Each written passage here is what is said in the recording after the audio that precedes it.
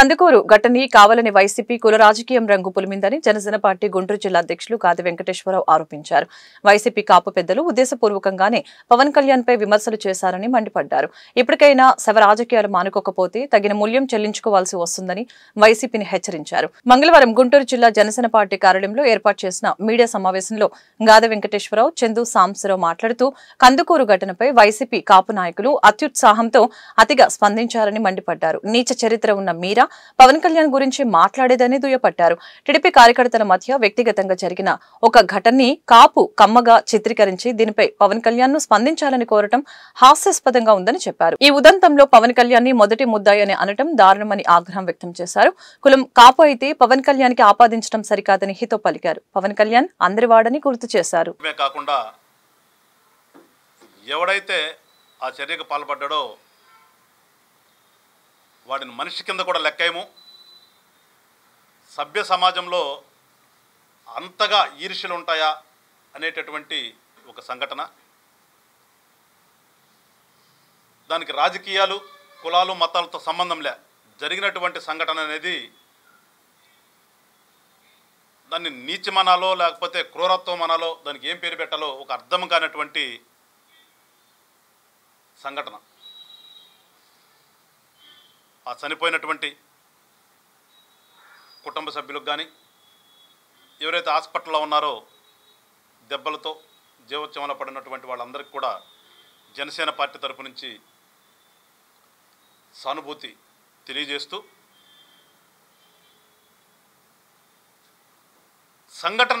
సంఘటనలా చూడకుండా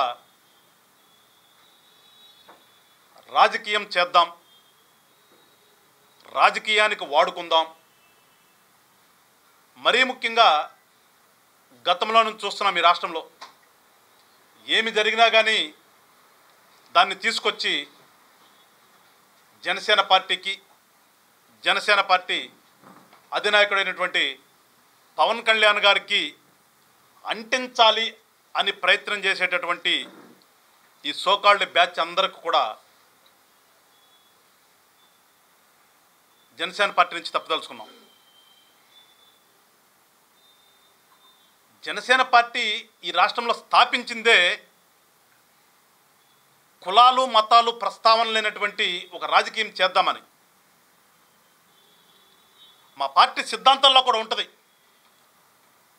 ఫస్ట్లో కనిపిస్తున్నదే కులాలను కలిపే ఆలోచన విధానం, మతాల ప్రస్తావన లేని రాజకీయం చేద్దామని స్పష్టంగా స్వహస్తాలతో ఆయన రాసి మాకు సిద్ధాంతాలను ఏర్పాటు చేసినటువంటి వ్యక్తి పవన్ కళ్యాణ్ గారు. ఆ సిద్ధాంతాలు కలిగినటువంటి పార్టీ జనసేన పార్టీ.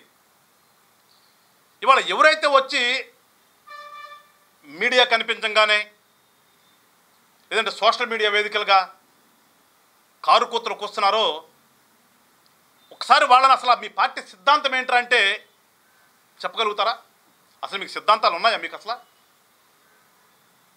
ఒక సిద్ధాంతం అంటూ లేనటువంటి ఒక పార్టీలో ఉన్నటువంటి ఈ సోకాల్డ్ బ్యాచ్ అంతా కూడా నిదానంగా ఒక 15 రోజులు చర్చించుకుని ఇవాళ జనసేన పార్టీని